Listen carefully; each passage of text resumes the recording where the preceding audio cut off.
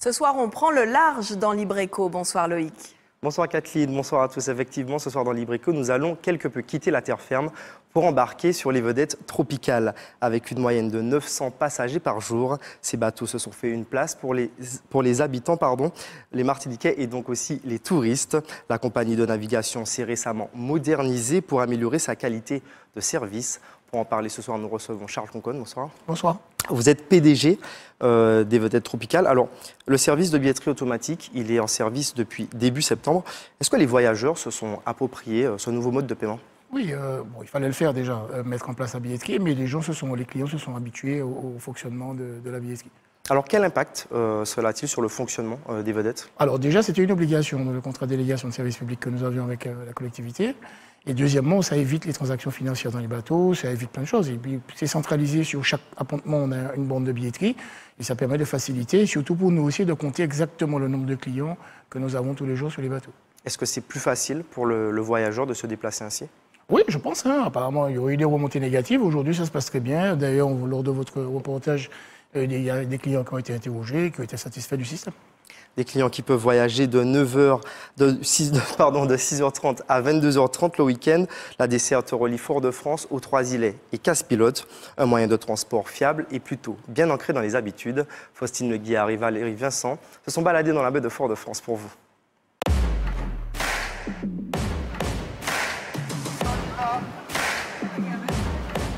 Félix est capitaine aux vedettes tropicales depuis 10 ans. Ce marin de vocation prend chaque jour son métier à cœur. Être capitaine, c'est être responsable de la bonne conduite du navire, des passagers. Et puis, c'est un métier passionnant, quoi. On n'est pas dans un bureau, quoi. Regardez mon cadre de travail. C'est un tableau qui change tous les jours et j'aime ça. 12 capitaines se répartissent les 5 dessertes maritimes sur 7 bateaux navigants. On fait des demi-journées. Donc il y a 2 équipes dans la journée, une équipe du matin, une équipe de l'après-midi. Résidents ou touristes, travailleurs ou vacanciers, les profils des passagers sont multiples. Le transport maritime a effectivement trouvé sa place en Martinique. Ça a toujours existé, les pétrolettes, mais pas de cette manière plus moderne. Et ça, c'est pratique parce qu'en fait, on remarque bien que 80% des utilisateurs, ce sont les travailleurs. Les salariés, ceux qui vont travailler en ville, qui habitent en Salane, en Spétan ou la Pointe-du-Bout. Et même de manière touristique, ça permet également aux étrangers, ceux qui ne connaissent pas la Martinique, de visiter la Martinique en faisant des sauts de puce, par exemple. Le mercredi, je vais à la natation et l'aquagym. Lorsque les touristes entrent, on voit la navette plus souvent, les heures plus régulières. Depuis début septembre, des bornes automatiques de billetterie ont été mises en place sur les pontons de chaque desserte maritime. Les tickets s'achètent donc maintenant avant de monter sur le bateau. Ces bornes permettent aux clients d'acheter leurs tickets, de recharger leur carte d'abonnement et leur permettent de fonctionner librement sans avoir à aller sur le bateau faire les transactions ni à venir sur le bureau. Si ce nouveau système de billetterie imposé par la délégation de service public a bouleversé les habitudes de certains passagers, il n'a rien changé au coût du transport. Il n'y a pas eu de changement de tarif. On avait un abonnement avant qui était de 90 € avec 40 trajets, c'est-à-dire 20 allers-retours. Aujourd'hui, l'abonnement, il est mensuel. C'est-à-dire que vous prenez votre abonnement le 5 du mois, il ne se termine pas à la fin du mois comparativement à d'autres réseaux, mais il va se terminer le 4 du mois d'après. C'est de date à date. Les vedettes tropicales pensent aujourd'hui à l'avenir et à l'ouverture de nouvelles dessertes. Un avenir qui pourrait être vert pour la compagnie maritime. On peut penser aux prochains investissements sur des bateaux hybrides. D'ailleurs, avec la collectivité, parce que nous avons une ligne qui est prévue dans notre délégation de service public que nous devons ouvrir peut-être, je pense, l'année prochaine, qui est la ligne Fort-de-France et Abricot. Et avec Martinique Transport aujourd'hui, on étudie l'éventualité de mettre un bateau hybride sur cette ligne. Dans un futur proche, un ticket commun à tous les transports publics est également envisagé.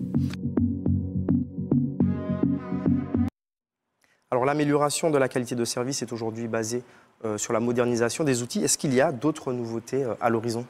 Alors déjà, avec la mise en place des bornes de billetterie automatique le mois dernier, nous sommes en train de travailler sur une application qui sera, je pense, si tout va bien, d'ici la fin du mois, au pire au début du mois prochain. mais aussi avec des panneaux d'information qui seront mis sur tous les appontements. Donc application smartphone. Hein. Oui, application smartphone, mais aussi avec des panneaux. C'est pas tout le monde qui a un smartphone. On transporte des personnes âgées qui n'ont pas forcément la nouvelle technologie.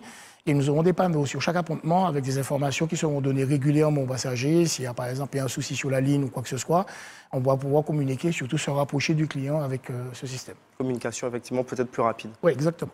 Alors cette modernisation, est-ce qu'elle concerne également la flotte? Alors aujourd'hui, nous avons investi quand même déjà 7 millions d'euros sur les 4 ans, avec 4 bateaux neufs qui sont entrés successivement en 2017 et 2018 sur la ligne. 2 bateaux que nous avions déjà, qui étaient plus récents, qui ont une dizaine d'années. Et là, nous sommes en train de le voir assez rapidement, on va dire au courant du premier semestre de l'année prochaine, éventuellement de changer 1 ou 2 bateaux, parce qu'on a quand même un bateau qui a 20 ans. Mais on est quand même contraint sur le temps, parce que nous avons une délégation de service public qui a une deadline. Et sur les financements des bateaux, on ne peut pas faire du financement sur 4-5 ans sur des bateaux comme ça, qui coûtent quand même relativement cher. Donc on essaie de voir les différentes opportunités d'affaires de bateaux d'occasion sur le marché national et voir comment on peut changer peut-être 1 ou 2 navires. Justement, vous parlez de cette délégation de service public. Est-ce que ça veut dire que tout dépend de Martinique Transport? Ah oui, bien sûr, on a un donneur d'ordre, c'est Martinique Transport. Martinique Transport nous dit ce qu'on doit faire. Déjà, on doit respecter notre contrat, déjà dans un premier temps.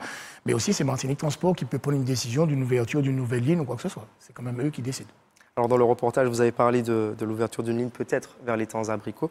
Est-ce qu'on peut imaginer les vedettes tropicales vers d'autres communes? Alors, l'étang Abricot est prévu dans notre contrat. Hein. C'est un problème technique, pas de notre ressort, mais surtout sur un appontement qui doit être fait entre la collectivité et la CACEM pour pouvoir desservir l'étang Abricot. Donc ça, c'est prévu dans notre contrat déjà. Hein. Bon, il n'est pas encore opérationnel, mais les choses avancent. Je pense que l'année prochaine, ce sera fait. Et je sais que Martinique Transport travaille aujourd'hui sur de nouvelles dessertes, Fort-de-France-Saint-Pierre et Fort-de-France-Anse-Darly. Est-ce que vous seriez en mesure de l'assurer? Aujourd'hui, humainement, il n'y a pas de souci, parce qu'il y a déjà, en Martinique, nous avons quand même pas mal de marins formés. Après, c'est mettre des bateaux en place pour pouvoir assurer le service.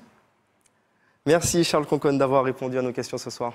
Merci, bonne soirée. Au revoir. C'est la fin de votre chronique Libre Éco. On se retrouve la semaine prochaine pour un nouveau numéro. Cette émission est à suivre dès ce soir en replay sur le site viatv.tv. Je vous souhaite une très bonne soirée. À jeudi prochain.